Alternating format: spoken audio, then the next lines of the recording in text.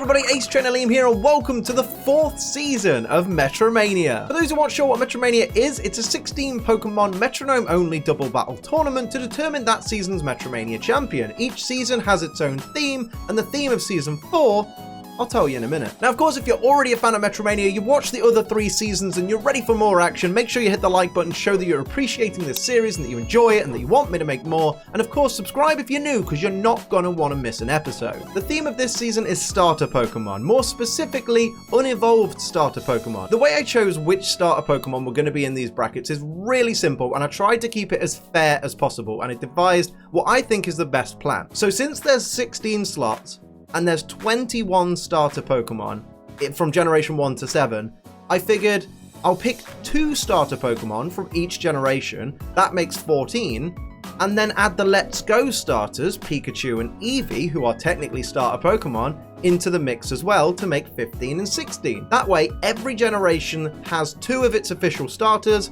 and also we got some Let's Go representation in there just to make the numbers up. And the way I chose which 2 starters out of the 3 from each generation's starter trio got into the brackets is dead easy: random number generator. You know I love a random number generator. Oh, just a quick little bit of info as well. Before we go into the brackets, I just want to explain a little bit about how these Pokemon are different to Pokemon we've used before in MetroMania. So as you know, starter Pokemon are quite low when it comes to base stat total, so their staying power in battle in general isn't that great. So what I've done, these Pokemon all have max IVs like they normally would do. They've all got 0 EVs in every stat like they normally would do, except for HP. All these Pokemon have max EVs in HP, just to be safe, just to be on the absolute safe side and make sure that these battles aren't over in 30 seconds each, to make sure there's some staying power, to build some suspense, to make the battles as exciting as MetroMania has been in the past with the big boys like the Mega Evolutions and the Legendaries. I feel like giving them max HP, these starter Pokemon just makes sense. I think that's just the best way to go about it. And because all starter Pokemon have notoriously crappy abilities like Torrent, Overgrow, or Blaze,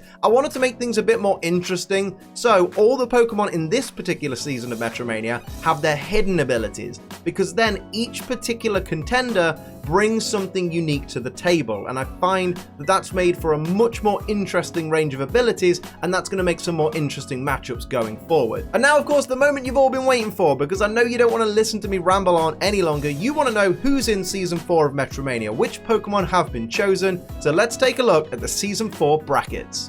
And here we are, the brackets for Season 4. Take a look at the contenders. We have Rowlet and Bulbasaur, Cyndaquil, Oshawott, Piplup, Eevee, Turtwig, Fennekin. On the other side, we have Pikachu, Snivy, Litten, Torchic, Totodile, Chespin, Charmander, and Mudkip. Remember, each contender from each of the generations has been chosen by a random number generator, apart from Pikachu or Eevee, but then all the matchups, they've also been chosen by a random number generator, just to make everything as fair as possible. And it looks like this tournament is going to be absolutely amazing. I can't wait to get this underway. Our first round battle is going to be Heat 1, Rowlet versus Bulbasaur. Let's jump straight into it. So here we go, it's round 1 of Heat 1, Rowlet taking on Bulbasaur. This is going to be wonderful. I'm so excited for this series of MetroMania. Starter Pokemon, like, it's going to be like the cutest season of MetroMania I think we've ever had.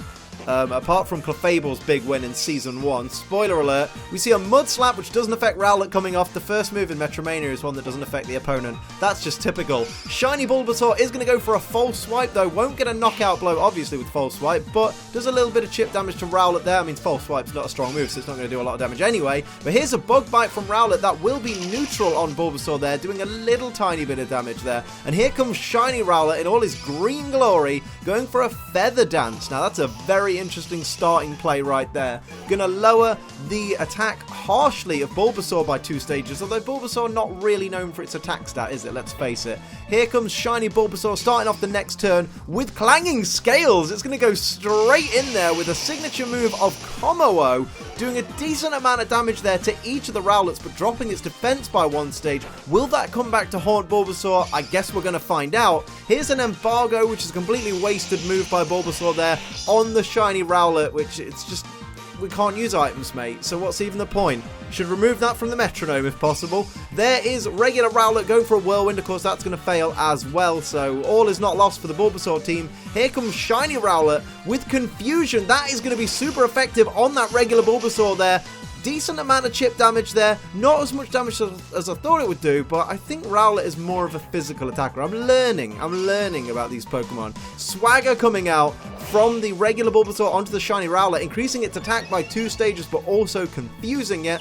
Just for those who are wondering, Bulbasaur's hidden ability is Chlorophyll and Rowlet's is Long Reach, so Bulbasaur gets double speed in Sunshine, and Rowlet can perform contact moves without actually making contact with the opponent. Rowlet, the shiny Rowlet is confused. It's going to shake it off and go for Metronome straight away though, and we're going to see it use Earth Power on that regular Bulbasaur there. Decent little bit of chip damage there. It's not doing as much as I thought it would. Rowlet really needs to pull out some physical moves, especially with that +2 attack. Here's a Thunder Punch though from the regular Rowlet. Not very effective on regular Bulbasaur, but does get the paralysis, which is not good for the Bulbasaur team.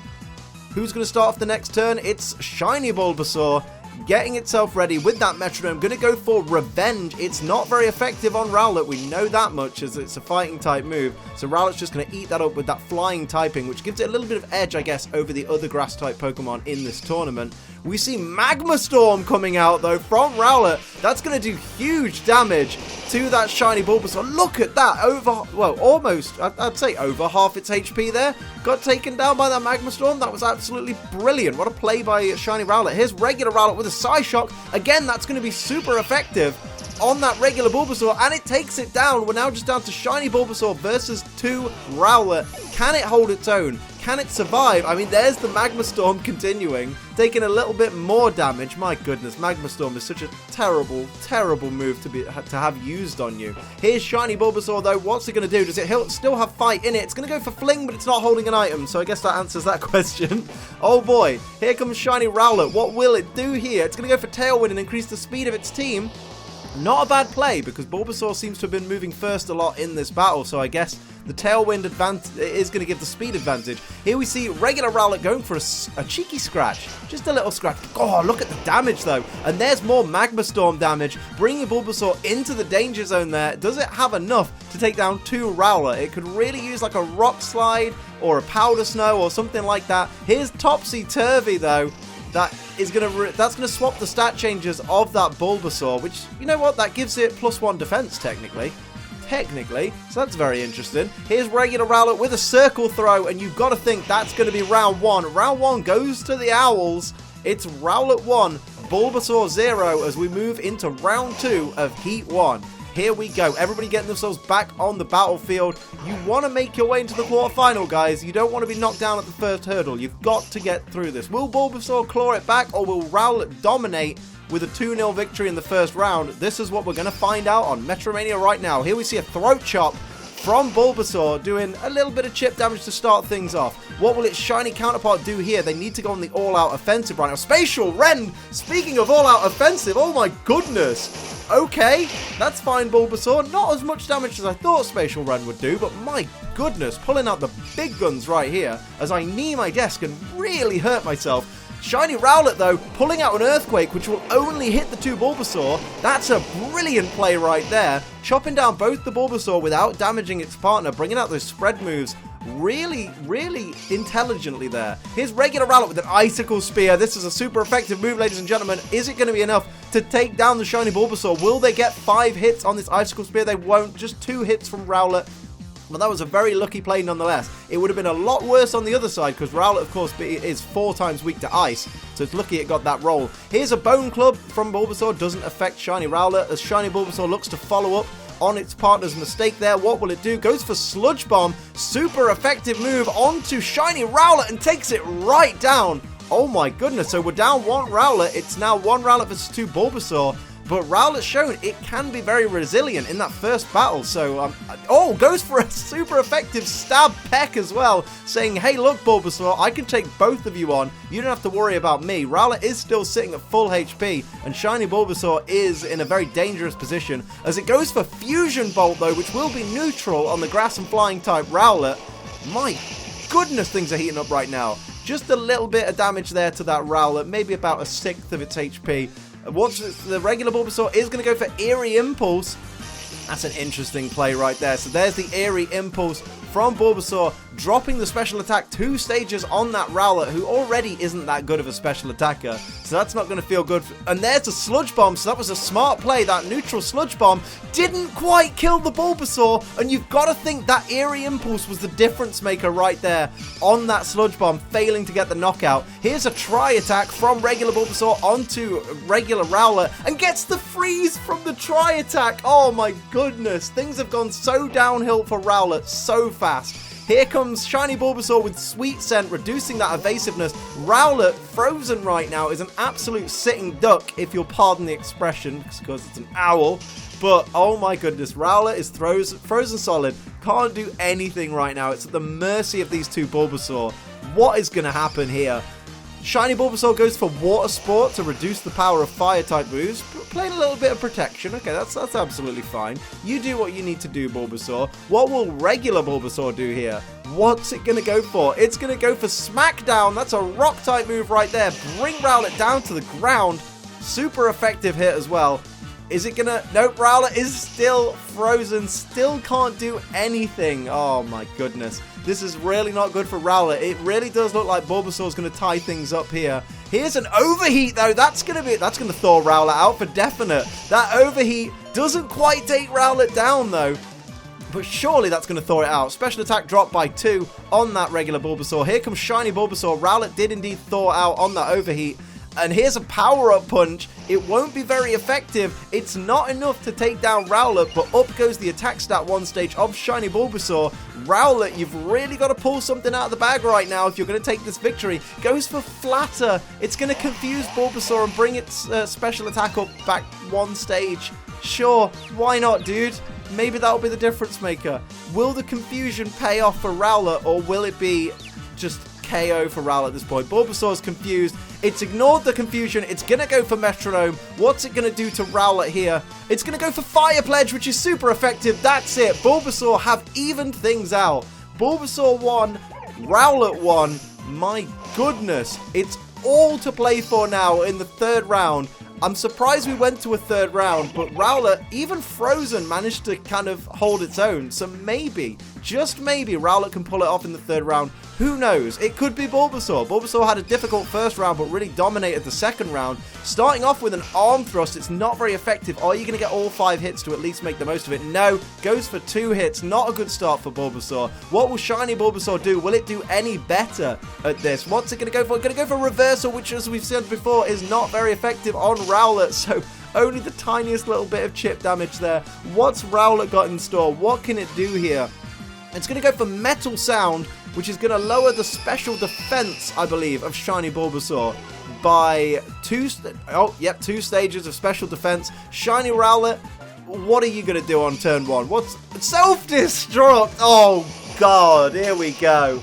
Rowlet is going to blow itself up, do huge damage to its partner, knock itself out, decent damage to both the Bulbasaur, but now it's the same situation as before. 1 Rowlet versus 2 Bulbasaur. It's almost identical to the previous battle, as regular Bulbasaur goes for Acrobatics with no item. That's going to be super effective, massive damage, almost takes down Rowlet, just 16 HP remaining. What will Shiny Bulbasaur do here? It's going to go for Bubble Beam. Will that be enough? It's not very effective. Will it take down Rowlet? And Rowlet is down. Your Heat 1 winner is Bulbasaur, which I don't think anybody saw coming. Well done, Bulbasaur. You go through to the quarterfinals. Who your opponent's going to be, we'll find out next week, but well done on being the Heat 1 winner. What a way to start off Metromania. That was absolutely amazing.